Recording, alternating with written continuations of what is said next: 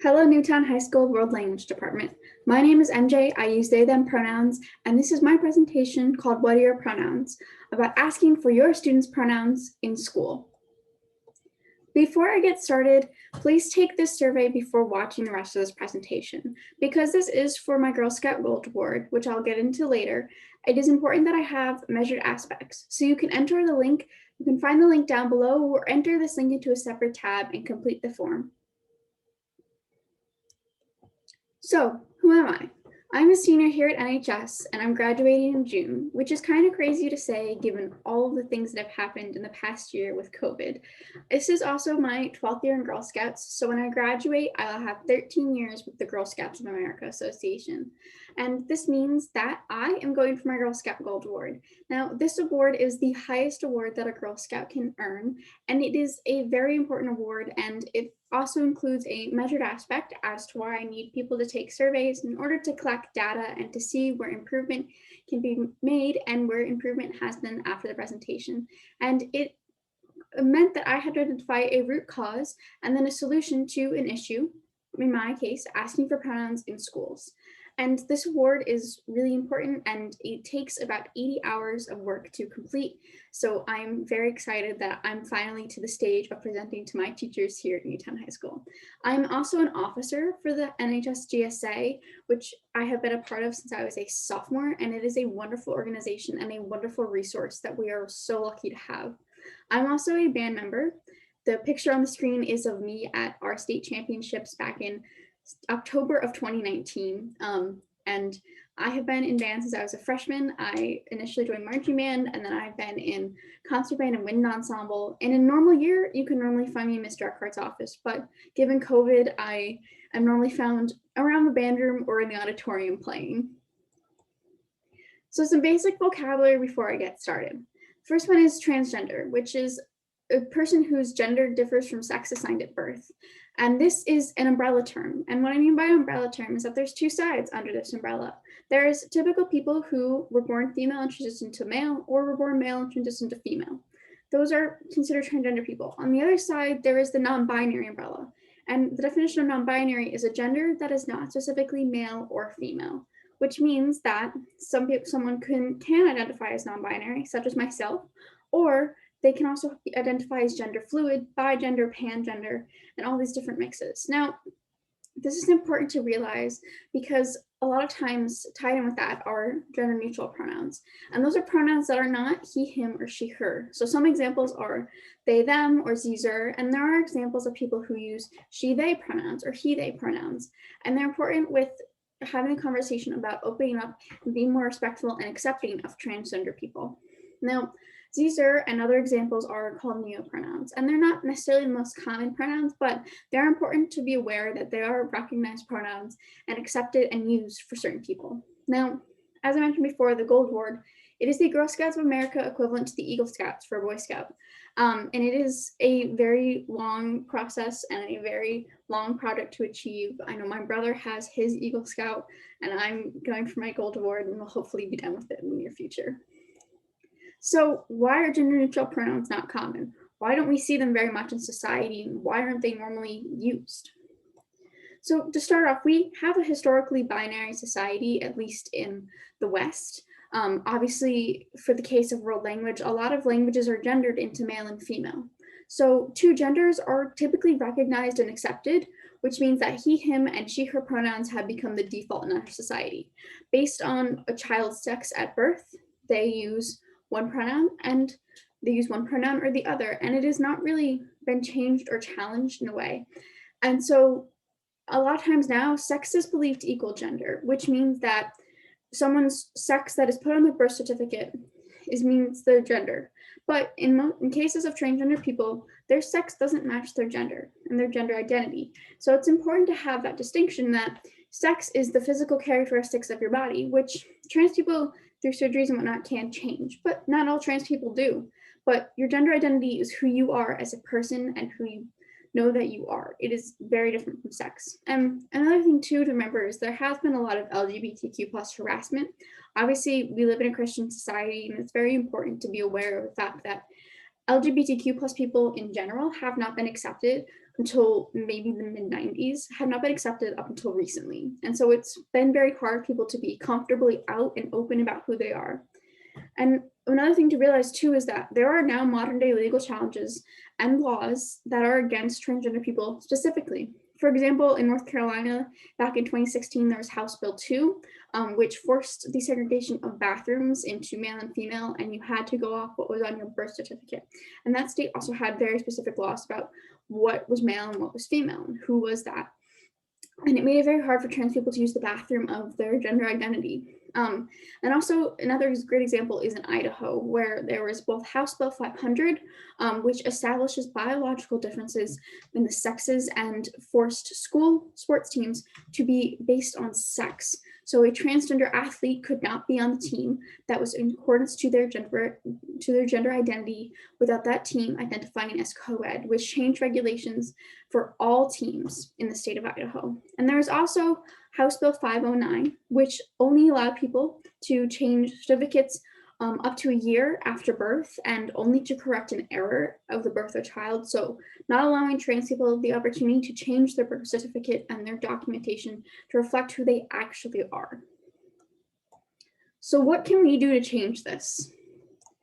Specifically in schools, the biggest thing to remember, even in general life, is to always respect people's pronouns. If someone tells you their pronouns, use them. It's really important to remember that this is about respect and about respecting the wants and the comfort of others. So how do you do this?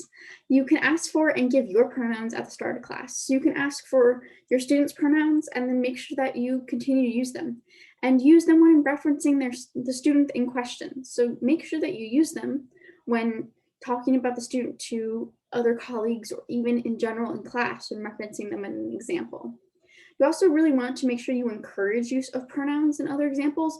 I understand that in world language, this can be difficult as there are different rules than what you normally may find in English, but some classes still do use some English in their classes. So it is important to remember that even when you are in English, that it is important to follow the English grammar conventions, but I'll get into the specifics of world languages specifically. So one great way to use this is to not gender your examples, to keep things neutral, to use they, them pronouns in reference to a singular person, which they, them is a singular pronoun and a plural pronoun. It is just one of the conventions. And then also make sure to remember that you really should talk to students if an issue arises. And remember that communication is key in this situation where you want to make sure that they are comfortable with what's going on, what's happening in the class, and making sure that student comfort is really important. And remembering that students typically, a lot of people may say that, oh, you don't necessarily know, but students, if they approach you about this issue, that means that they would like you to do this. And even if it's just simple as asking for them and you get the student who uses they, them pronouns, use they, them pronouns in whatever way that you can, because it helps students. And being open to talk about issues is important to creating an accepting environment inside your classroom and inside the school. So I have prepared some different situations that you can follow along and work with in your provided packet. So situation number 1, you have a student approach you about their name and pronouns. So you can follow the instructions on the worksheet and answer the question, what should you do? You can pause the video here and after the next situation to answer the questions before moving on. Situation number 2 is you are doing parent-teacher conferences and a student requested that you use different pronouns and a different name from what they typically use in class. So a good example of this is personal for me. My parents know I go by MJ at school. My parents don't necessarily know that I go by they, them pronouns. So in my case, I would ask that my teachers use she, her pronouns with my parents because it's something that helps me feel more respected and safer. So follow the instructions on your worksheet and write a short reflection about what you would do in this kind of situation and what may happen in a certain situation.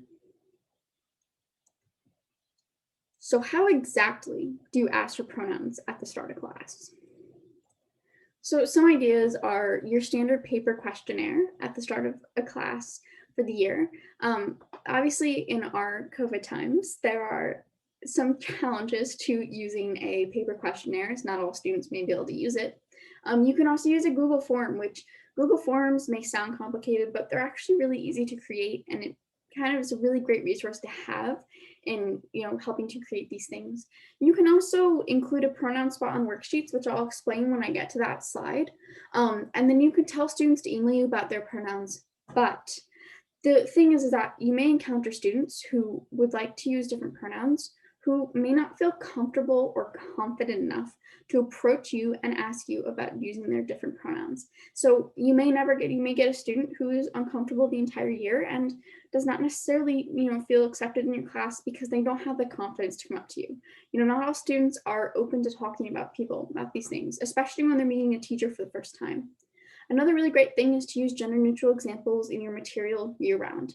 So using gender neutral examples in, forms and worksheets and all those kinds of things, and using gender neutral language as well. So instead of saying girls and boys, say students or pupils or children, or people even. And instead of saying, mom and dad, use adults or parents. Since say your husband or your wife or your girlfriend or boyfriend, partner and spouse. And it's a really great way to kind of show that everyone can have a difference, and it does really help to create a more accepting community. So for the Google form, this is the first 3 questions that I have on the example that you can find in the packet. So it's just a very simple Google form, something that I've seen from a couple of my teachers. It starts with what are your name, and then what name would you like to be called in class, and what pronouns do you use, with examples of how students can answer.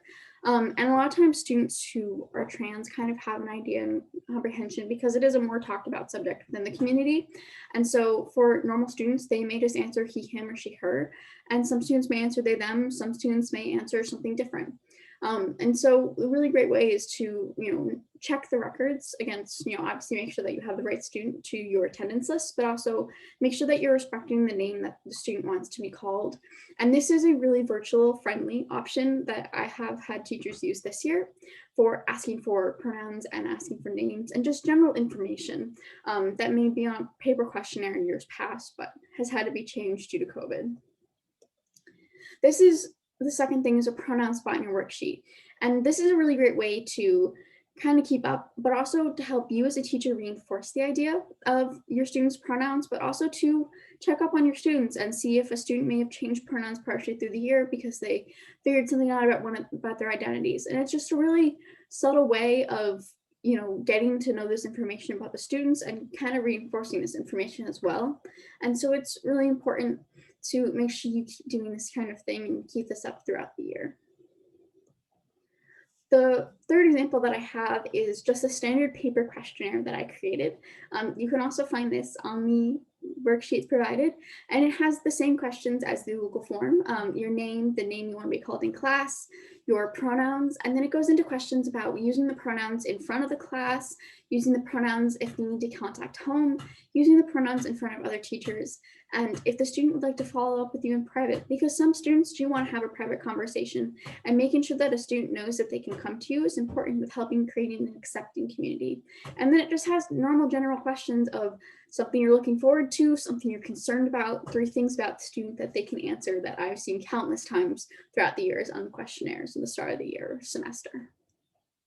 So with world language, there are obviously complications of the fact that you are speaking in 2 different languages in that class. I come from this perspective of I have been a French student since 7th grade. I'm currently taking AP French.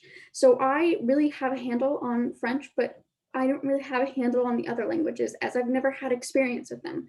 So this is based on some research that I've done and looking at modern examples of what people do who are maybe transgender or use different pronouns based on, what they say and what they can use in their daily practice. So first for French and Spanish. So in French, some people have adopted the pronoun il instead of il or elle. And so it makes it kind of more a gender neutral example for people who use they, them pronouns. So for example, I could put down il, and while it's not officially accepted by the French community that approves French language and changes the language, but it is more accepted, especially in Francophone countries. But you still have to use gendered grammar rules for masculine and feminine words. So for example, for me, I prefer to use masculine instead of feminine gender rules. It helps to affirm my identity a little bit more, but obviously this differs with certain students. Some students may prefer to use feminine, some students may prefer to use masculine. Obviously it is hard to determine because it is a different language. In Spanish, the use of L or el is common. And like I said, I apologize for my pronunciation. I'm a French speaker. And some people have been starting to end verbs with E for singular they, them, which offers a different conjugation of the verb. But as same with French, other grammar rules still commonly apply. And there has been a development of EX at the ending for adjectives to describe gender neutral situations with singular gender neutral things. So obviously languages evolve, and this is a really great example of how, well, it may not be totally accepted, that some people are evolving it to be more in tune with how culture is evolving.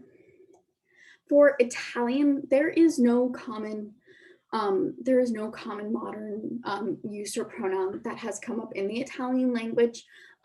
In writing, some use an asterisk or an at to convey gender neutral language, but like I said, there is no specific pronoun, and like French and Spanish, other grammar rules still apply. And in Latin, too, masculine and neutral language can be applied to certain situations, but like Spanish and French, there obviously are a lot of grammar rules, and this is a situation where asking the student is best. I asked my friends who have all taken Latin, and they said that there is some way to get around this, but it is really good to ask the student, in case of all world languages, of what exactly they'd like to do, because in some cases, they don't necessarily want to use new pronouns. So when I take my AP test in May, I will most likely be putting down il pronouns if I have to talk about myself in any way.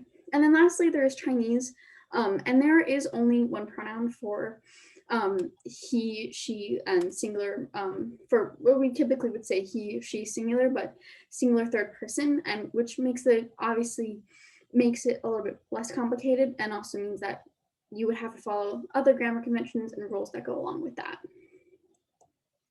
So there are a few things to remember with asking for students' pronouns and pronouns in general. So the biggest things are the what not to do. So you really don't want to make the student or even your colleagues stick out. It is really harmful in some cases for a trans person to be kind of stuck out and, you know, make it seem like they're not necessarily like not necessarily accepted, or make them uncomfortable in the situation they may be in. You also really don't want to ignore their name and pronouns, and we have specifics in Newtown public schools to protect trans students, but even in general life, if someone tells you their name and their pronouns that they'd like you to use them. It's about respecting people and what people want to do. You also don't want to tell everyone about it. Outing someone is a really big deal, and it may not, everyone may not be safe to do it in the way that they may necessarily be able to do. So telling everyone about this change is not necessarily the most appropriate way to go about it. You also don't want to overemphasize correcting yourself. If you misgender, if I were to misgender one of my friends, I would say, oh, sorry, and move on. It's one of those things where you don't want to stick out, and you just want to try and learn from it and use it in the future. Don't go, oh my gosh, I'm so sorry, I didn't mean to do that. No, it makes the person stick out, and they a lot of times don't want that attention. It makes them uncomfortable. And another big thing to remember too is that you won't want to express that you have an issue with using their name and pronouns. It's not your place really to determine whether or not you can use these pronouns or not. This is what the student is requesting, or your colleague is requesting, or just someone in your life is requesting that you do. And it's about respect. If you want that person to feel respected and accepted, you should use them. And you may also note that a lot of times when people talk about name and pronouns, they say preferred name or preferred pronouns. And in those cases, it's not preferred, it's just their name and pronouns. A trans person who used to go by another name and pronouns, by changing their name and pronouns, that's not their preferred name and pronouns. It's just their name and pronouns. It just took them a while to discover that. So here in Newtown, we have Board of Ed Policy 5145.53. And this policy is linked in the worksheet that you received, and covers all of what to do with transgender students. And this is specifically the section on names and pronouns. Now, it says, a student has the right to be addressed by a name and pronoun that corresponds to a student's gender identity or expression if so requested. A court-ordered name or gender change is not required, and the student need not change his or her official records. Now, I think it should say their official records, but making things more gender neutral in language. But it's really important to remember that here in Newtown, it is a student's right. It is my right to be called MJ and to use they, them pronouns. And it's not up to a court to decide that. It is something that makes me more comfortable, that affirms my gender identity and my gender expression. And it's not something that I changed in my official records. My records still say Meredith, which is my birth name. And it makes it a lot more comfortable for me to be at school. And it makes things a lot better for me. So it's a really important thing to use and to respect, and to know that here in Newtown, we are lucky enough to have a policy, but we are also informed enough to know that a policy is a really great way to shape this idea and to make this more normal in society. So in general, the biggest thing to remember is do not out someone who is not out. It can create a very dangerous situation, especially if a student is out at school or not out at home. I know I've seen countless examples of it with GSA. I've had experiences in my life. And so it's important to not out someone, as it can create an unsafe environment and put them at risk. So for students, use the pronouns they request. It's important to make sure that your students feel comfortable and accepted within your classroom and your learning environment. And keep the conversation open with them and let them know that they can come to you. Remember, communication is key in this situation. You want to make sure that you're communicating with students if any issues arise, or if something changes with their identity or their pronouns or even their name. It's important to know that they can come to you and express that. For your colleagues, respect their pronouns. You may encounter colleagues who use they, them pronouns, or who use different pronouns. And it's really important to respect their pronouns, because it's their pronouns. You also want to let them know that they can come to you with issues that they may encounter in their lives. Obviously, I've never had work colleagues, but I see the way that teachers can kind of function. It would help to know that teachers who may have questions can ask and collaborate with others. And it's really good and really encouraging to see teachers collaborate on issues that may affect students. You also want to make sure that you report any harassment, especially with students, as we do have the district policy, but also as it's important to make sure that you are creating a culture of acceptance and welcoming all different identities and people into your classrooms, and showing that this is, who we are as Newtown, is accepting and welcoming. You also would like to encourage others to learn about this topic and, if possible, attend training. It's a really great idea to be able to learn about how to necessarily handle these situations, but then also just be able to learn the basics of doing this in a classroom setting and being able to do this on a larger scale. In general life, ask someone if you don't know their pronouns. It's an awkward question, and I understand that. I wouldn't go up to some people in my life and ask what their pronouns are. And some people may not understand the concept of pronouns. They're so normalized in our society that we don't even think about them. But asking that question, what are your pronouns, is a really great way to get the conversation going and to make it more acceptable. And so I know one of the things that a lot of people talk about modern day with social media are having pronouns in your bio, and how it's just a good thing for everyone to know your pronouns and just create more acceptance. You also want to keep up with changes in people's pronouns. Some people may go from using one pronoun to different pronouns, and some people may use she, her, and some people may go to start using she, they. And those are really important changes to know, because you want to make sure someone's respected and accepted. You also want to try to use their pronouns whenever it's safe. Safety is a really big key, obviously, so you don't want to out someone accidentally and create an uncomfortable conversation, but it's important to still respect their gender identity when they're around a trusted individual. You also want to try and use gender inclusive language. As example, instead of saying his or her or he or she, just say they. It's a really great way to include that gender neutral example. And obviously with world language, it's complicated. In all languages, there's not something else to change, but trying to create more acceptance is really important.